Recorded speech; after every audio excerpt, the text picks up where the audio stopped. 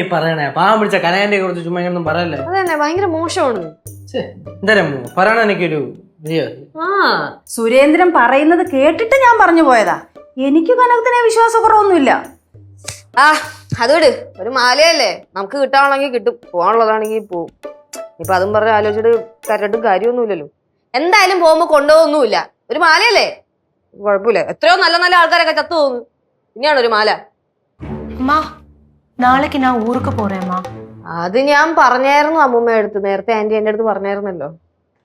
അല്ല ആന്റി, ഇപ്പം ശരിക്കും എന്തിനാണ് ഊർക്ക് പോണത്? അപ്പാവോ ഹോസ്പിറ്റലിൽ കാണിക്കാൻ ഈ ഓപ്പറേഷൻ വല്ലതും വേണം?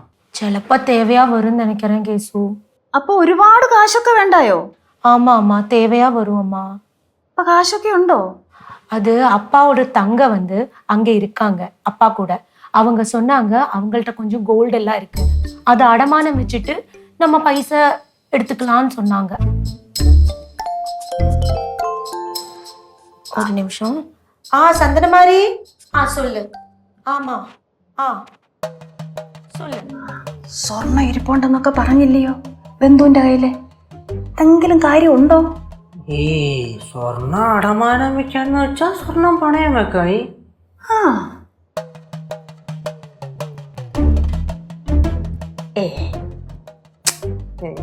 നമ്മള് ചിന്തിക്കണം ഒന്നായിരിക്കും. പാവം അത് വേറെ ടെൻഷനിലാണ്. അല്ല ചിലപ്പോ ഇനിയിപ്പം വേണം.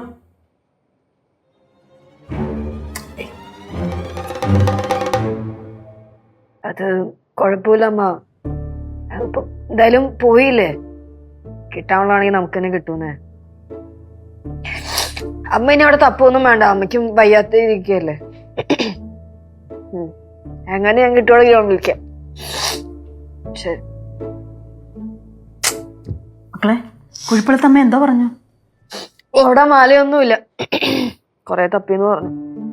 അതെ, 3 പവന്റെ മാലയാണ് കാണാതെ പോയിരിക്കുന്നത്. ആർക്കും ഒരു കൂസറുമില്ല, എല്ലാം കൂടെ മിഴുകേസ നോക്കിക്കൊണ്ടിരിക്കുകയാണ്. என்ன இங்க சத்தம்?